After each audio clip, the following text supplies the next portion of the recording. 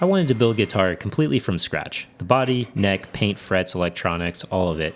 It took me about 3 months, mostly in short bursts after work and on weekends. Things were going just fine until they weren't. I didn't plan on beating this guitar up. That part just kind of happened. I'll explain why later. But first, here's how I built it. I like to build my guitar bodies and necks on my CNC because it's repeatable, fast, and safe. I'll put my guitar body blank on a fixture that I designed in CAD. A lot of woodworking gurus out there will tell you if you don't mill your own wood, you're not a real woodworker. And I'd have to agree, I'm not a real woodworker.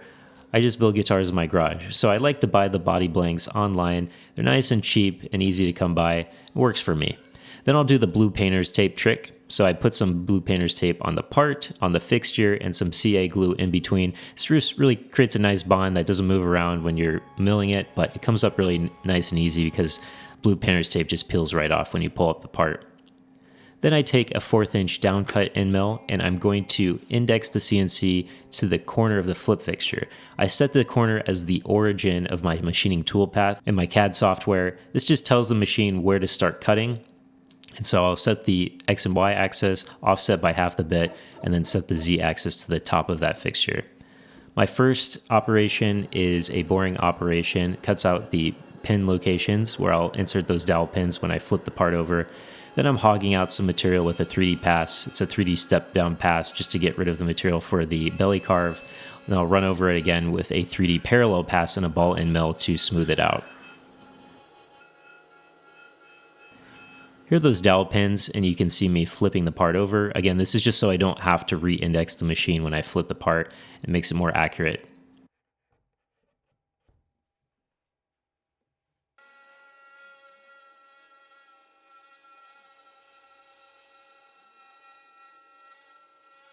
A lot of guitar builders out there will tell you that if you don't build a guitar by hand, it's not a real guitar. And while I'd like to agree, I have built a lot of guitars by hand.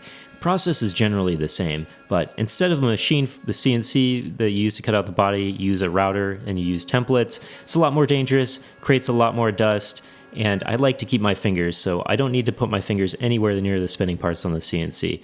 But if you're into the mojo of a hand-built guitar with router templates and a router, then by all means, go ahead and purchase one of those. Now I'm just doing a few more operations to cut out features for the guitar. And I use tabs to hold my guitar inside of the body blank when I cut it out. I just find that with the CA glue and the painter's tape, sometimes the outer part of the body can break loose, so it's a little bit safer. Now I'm milling out the fretboard for the guitar. Use the same CA glue, blue painter's tape trick here. The first operation will be a contour operation to cut out the shape, using that 1/4 inch downcut end mill.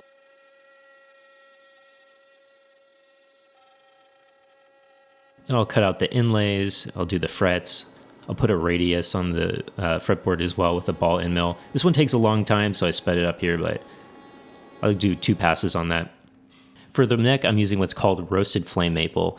It's flame maple because there's a really unique grain pattern there. When you put the oil on the neck, you'll see how it pops. It just creates this beautiful 3D effect in the grain. And it's just based on the way the wood grows. It's roasted because they extract all the moisture by putting it in an oven. I find that works really well for guitar necks, especially in Arizona when there's pretty big humidity fluctuations between the summer and winter. But it just means the neck doesn't move around and it's a really stable wood. Now I'm doing similar operations here that I did with the body, just hogging out some material with the 3D step-down pass. And then I'll go over the neck with a 3D parallel pass. And I do 2 passes here. This is the first pass, and then the second pass makes it look like this.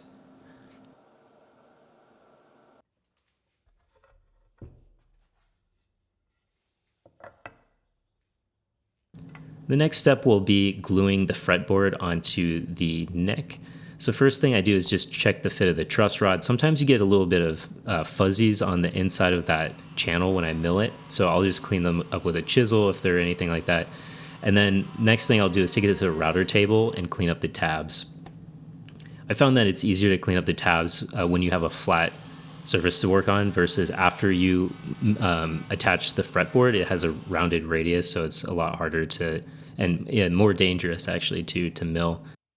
I use this fixture to drill the side dots onto my fretboard. The amount of money I spent on this for the amount of time it gets used is probably the highest ratio, because I believe this was like $150 tool, but I only use it for carving out these dots. So if you know of a better way to do this, I tried doing it by hand, but I always get misaligned dots, so I feel like this works a lot better. But if you have a good trick for me, let me know down in the comments. I'd love to know. I just used some mother of pearl dots on the side here. You can buy them online in bulk in packs of 100. They look really nice when they're done. Next thing I'm going to do is attach the fretboard to the neck. I always cover up the truss rod channel with a piece of tape while I'm gluing it up so I don't get any excess glue inside of the truss rod channel. It can affect the truss rod, making it more difficult to turn, so it's just always good to be safe. I also drill some indexing pins. I didn't show them here, but they're just these really small rods, and they help me align the fretboard to the neck when I glue it up. I find it just makes the glue up a little less stressful because the fretboard won't move around once I put that neck on. And then I use a vacuum bag to seal everything up. Now I'm sanding the guitar. I use my Festool sander, but any orbital sand will work just fine. I start with 120, move up to 220, and then I'll wet it down. That raises the grain and helps you get a really nice finish. So I'll sand with 220 after I raise the grain, and then 320. You don't have to go past 320. We'll do some wet sanding after we finish the guitar, and it'll get a nice finish.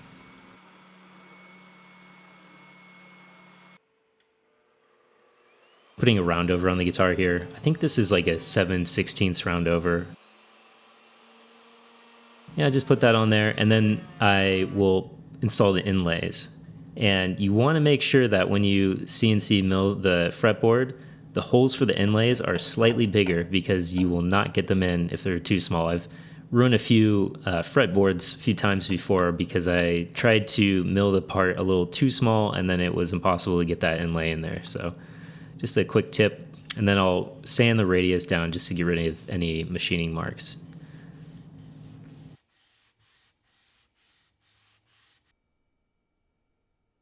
Speaking of tools that are expensive for not a lot of value, here's another one. This is my thickness sander.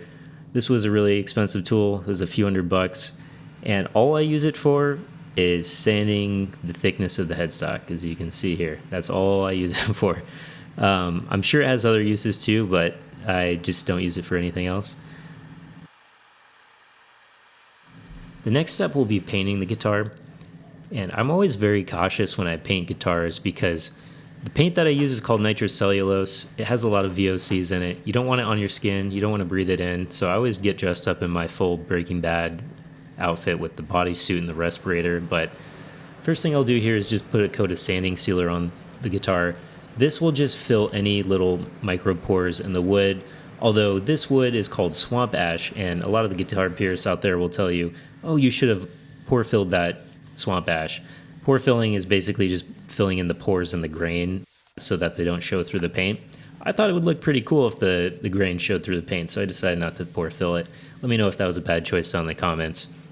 After I get that base coat sanded down a bit, I'll come back and I'll put on a white primer coat. And I do this because the color coat is metallic, and you want a nice even base for your metallic base coat. Otherwise, it'll look blotchy. First coat, as you can see there, is always a little bit blotchy with color. It's just because of the way the rattle can sprays it. Rattle cans are probably my favorite way of spraying guitars. They're cheap, you can throw them away, you don't have to clean anything up.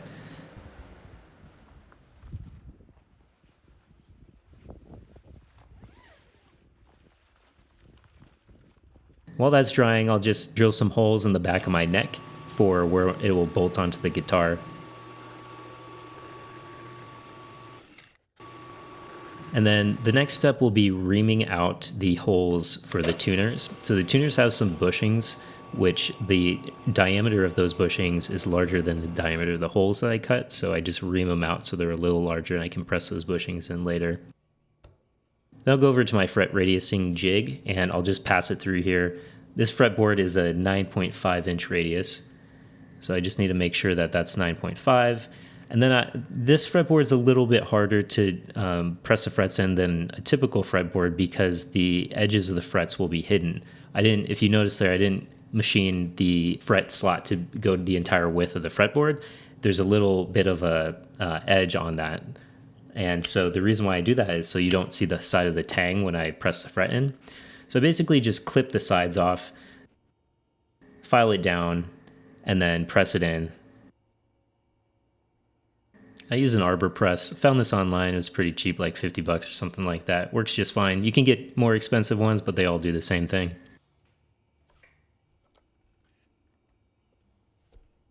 This part is definitely one of the most time-consuming parts. Just keep pressing 21 frets. After I get everything pressed in, I need to do some cleanup on the neck. So when I machine these parts, usually the CNC can't do like compound cuts or what you call 5-axis cuts. So you get these edges on the sides of the neck that you need to clean up with a chisel and a rasp. So I'll just shape these so that they feel a little bit nicer when you hold it. I start with the chisel, I'll use a rasp, then I'll use a file, and I'll move down to some sandpaper. There's no real strategy here. I just do what feels right. You know, take it up, hold it. If it doesn't feel good, maybe I'll sand it down a little bit more. You want to just make sure it feels nice when you're playing it.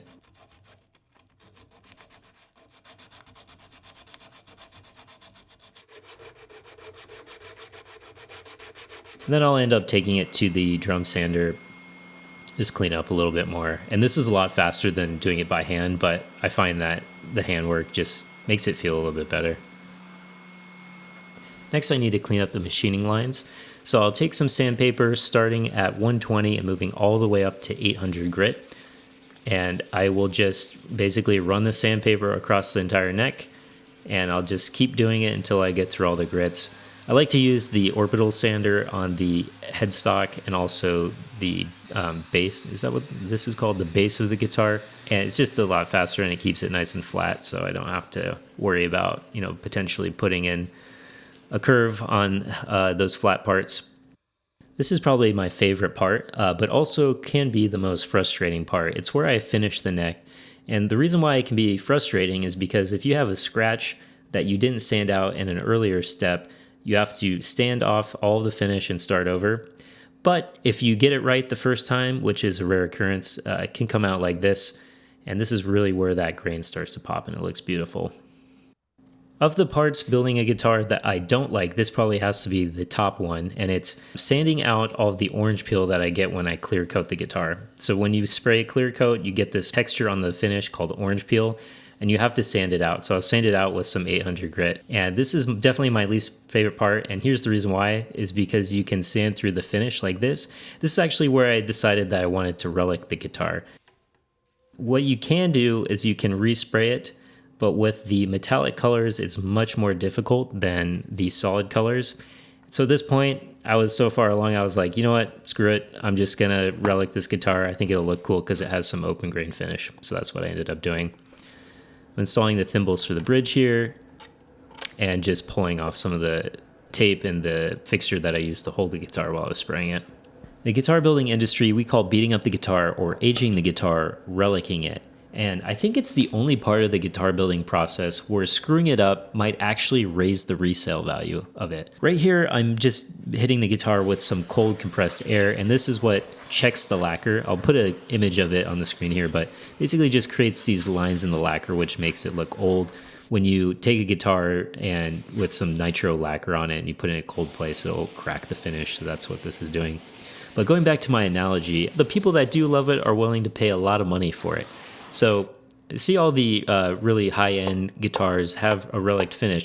And, you know, as a guitar builder, I think a lot of that just comes from laziness. It's a lot easier if you make a mistake while finishing a guitar, say a piece of dust landed in it, to just chip it out with a little razor blade than actually refinish that whole portion of the guitar. But I think it does look pretty cool. And right here, I'm just taking some rocks and beating up the sides of the guitar. The key with relicing is you want to add the aging marks to places where you would actually see aging marks on a guitar. Maybe this bottle cap impression on the top is not the best example, but usually, you know, I like to put marks on the bottom where you might set it down on the ground, maybe on the sides where you would scratch it from picking the guitar, or on the belly carve on the back where your shirt's rubbing against it, or maybe on the forearm carve on the front where your elbow or arm is rubbing against it while you're playing. It doesn't have to be perfect, just enough so that each little mark could tell a story of something that happened to the guitar. like to use a razor blade to scrape away the paint for the larger sections. And then I'll come back with some sandpaper and just smooth it out. For me, this is what really sells the effect. Like I was mentioning earlier, if you just scrape away the finish, it's not going to look realistic. But if you sand it out and make it look like it was worn off with your elbow, it's definitely going to kind of help sell that realism look. And then the last thing I'll do is I'll take some buffing compound and I'll just buff out those areas where the paint was worn away. I think this just adds that extra 5% of realism because those areas would naturally get buffed out from your clothing as you're playing the guitar.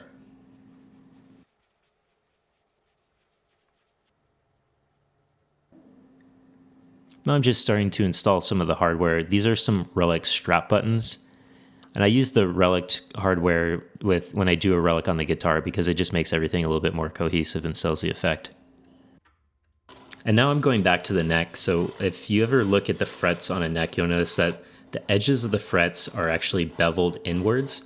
And this just helps so that when you're playing the guitar, your hand doesn't get cut on some of those frets. And then speaking of your hand getting cut on frets, I'll take a file and just knock down the edges of those frets. This is where it really helps the guitar play a lot better. You just want to make sure you round out any of those sharp edges. I'll first do the base of the fret and then I'll round out the tops as well. Now I'm rolling the fretboard edges. So to do this, I'll take a razor and just scrape out the edges at a 45-degree angle. And then I'll take some sandpaper and just round those edges out. And to me, this really makes the neck feel great. Like, I really enjoy playing a neck with a rounded edge. It just, something about it just is nice and smooth, easy to play. When you install the frets on a guitar, they're usually not all 100% level with each other. So I'm just taking this really flat beam, and I have some sandpaper on the bottom, I believe it's 400 grit. I just sand out all the frets so that they're flat and even with each other. And to make sure I do that properly, I just mark everything up with a blue Sharpie. When you do that, you get these flat spots on top. So I'll go back over with the blue Sharpie and then use this cheap crowning file. And when I say cheap, I think this is like an $80 crowning file from Stuback, but I'll use this to just crown out the tops of the frets so that there's a nice pointy edge. It doesn't cause any intonation issues. And then I'll go through my micromesh pads. These are really fine-grained sandpaper pads, and I'll just go over all the frets and polish them up. This makes the frets really smooth and easy to play. It gets rid of any sharp facets that were created when we sanded out those frets and filed them down. Also do it on the edge, just to continue that round over.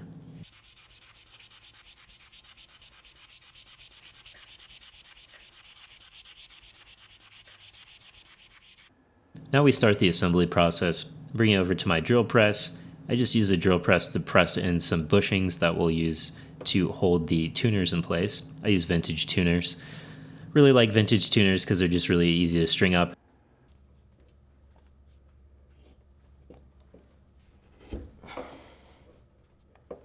And then to install them, I don't like to machine the screw holes for these because I find that sometimes the parts aren't always exactly to spec. So I'll just kind of line them up and I'll use this straight edge to drill all the holes in.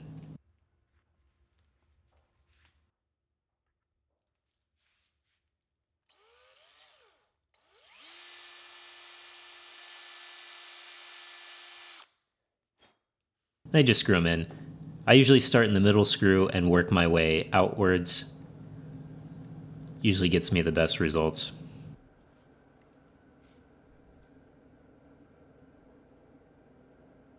Going back to my CNC now, and I'm milling out a pick guard for this. You might ask me, why don't you just buy a pick guard? It'd be a lot cheaper and you wouldn't have to mill it yourself. And to that I would say, that's a good idea, I should probably do that. Now I'm taking some shielding paint and shielding the inside of the cavities. This is just to prevent any unwanted hum or buzz. What it does is create a Faraday cage inside of the guitar so that you can make sure that there's no unwanted noise picked up by the pickups. Hey guys, just checking in now that we're close to the end of the build. We got the body done. And we got the neck done. So it's time to assemble. I use this StewMac shim in order to give a little bit bigger of a angle on the neck. So I mill them flat, but this gives me a 0.5 degree angle on the neck, which helps me raise the bridge up a little bit. With these offset guitars, you want to make sure that the bridge is a little higher than something like a Tele, just because you want more break angle over that bridge so you get less ringing out under the bridge. I'm also using a descendant vibrato, which helps with that a bit, but it's always nice to get more break angle. This is my ground wire. You always want to make sure that your guitar strings are grounded, and it prevents any buzzing as well. Here's that descendant vibrato that I was talking about. Really love these vibratos. I'll link them in the description. I use them on all my offset builds. I'm using Lawler pickups. I believe that these are P90 pickups actually in the Jazzmaster pickup enclosure, and the bridge is I think it's a high wound. Is that what they call it? A high wound pickup, but it gives me a little bit more output. I really like how it sounds. Now I'm just wiring everything up. And for Jazzmasters, I like to use pre-wired kits. Again, the guitar gurus are going to yell at me because I didn't solder all the electronics for this, but it's just so much to solder, and also buying the parts individually is kind of a pain because you have to buy them in bulk. So I just end up usually buying the kits and just, soldering my pickups in. Works pretty well for me.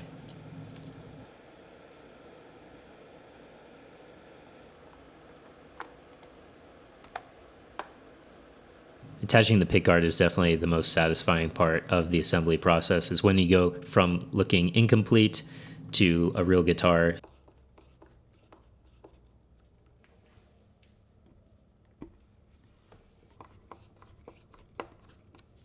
And now we're just going to adjust the bridge. So I adjust the posts on this bridge to get a little bit of a tighter fit so it's not wobbling around.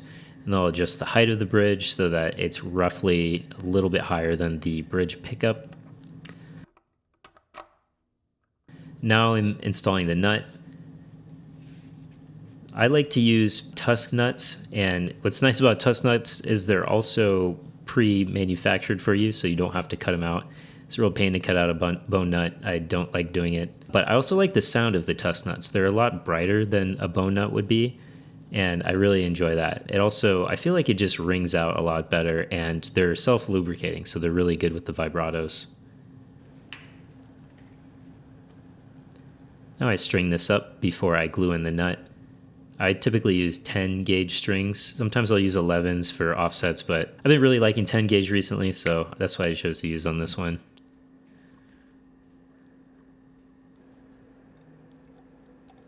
So the strings will act as a nice little clamp on the nut when we go to glue it in.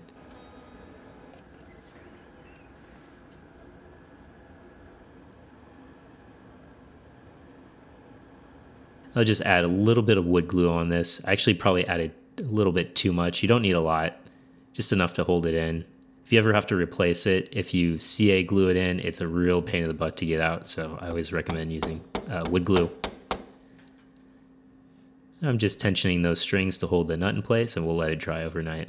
Once it's dry, I will take a file and file down the edges. What's crazy to me is I played a lot of really expensive guitars, and the first thing I look at is the nut.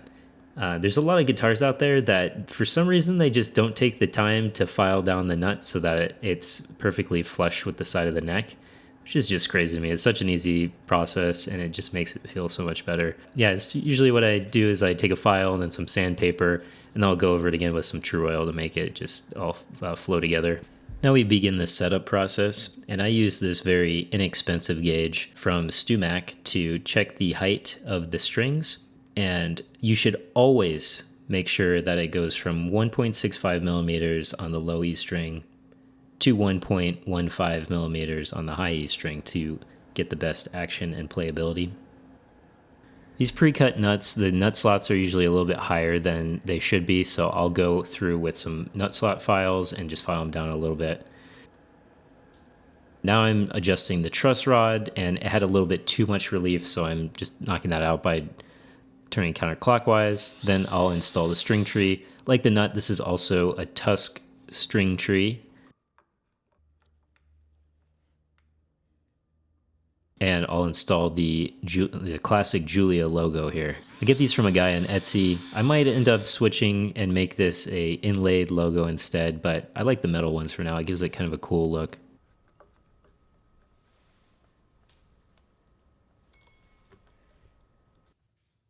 Last thing for the setup will be adjusting the tension on the vibrato. I like a floating vibrato. I think it just has a good feel, but some people like it locked off. And then I'll install that vibrato arm. The final thing will just be adding a couple knobs and buttons, and then it's ready to play. Thanks so much for watching. I'll leave you with a demo of the guitar. If you made it this far, consider subscribing. Helps me out a lot. Thanks.